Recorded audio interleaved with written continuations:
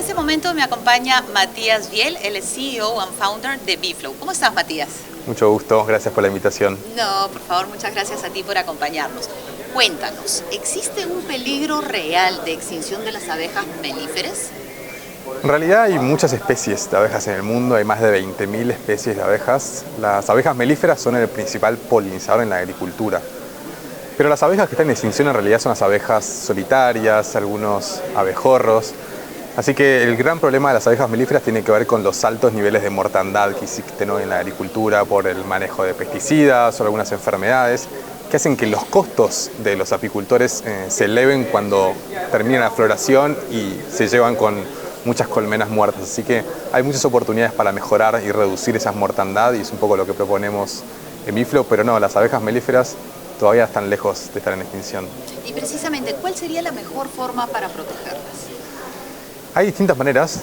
Por un lado, ser conscientes sobre la contribución que hacen en la cantidad de kilos que cosecha después el agricultor, ¿no? Las abejas polinizan el 70% de los cultivos del mundo y entender cuántas visitas hacen al cultivo, cómo eso se traslada en el fruit set o el cuaje y cómo se traslada también la cantidad de semillas que se producen en el arándano y cómo impacta en el tamaño de los frutos.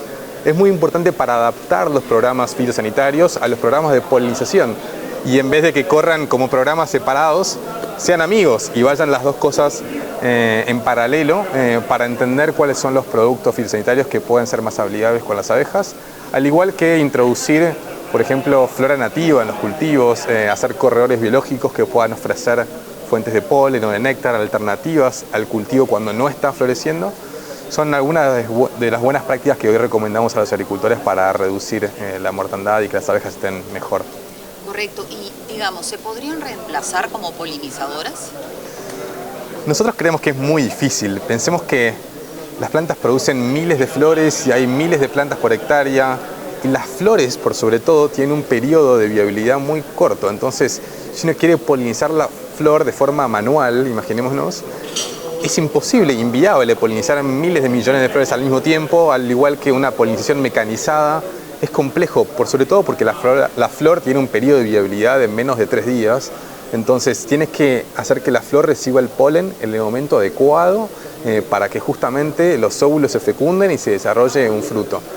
Por ende, nos cuesta creer que de verdad podamos reemplazar a las abejas, sino que tenemos que entenderlas mejor y entender cómo ellas interactúan con el cultivo, cuáles son los desafíos en esa interacción y cómo podemos desarrollar tecnologías que potencien esa interacción, que justamente potencien la polinización para que la polinización que hacen las abejas sea una herramienta que le permita al agricultor producir más kilos por hectárea.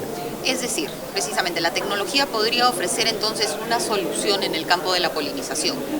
Sí, claro, pero de nuestra manera de pensarlo, o de la mía en particular, tiene que ver con entender más en profundidad la biología del insecto y su comportamiento con el cultivo. Porque, por ejemplo, en el cultivo de arándano, hoy los agricultores polinizan de la misma manera todas las variedades. Sin embargo, cada variedad tiene una flor de distinto tamaño, cada flor tiene distintas fragancias o tiene distinta cantidad de polen o de néctar.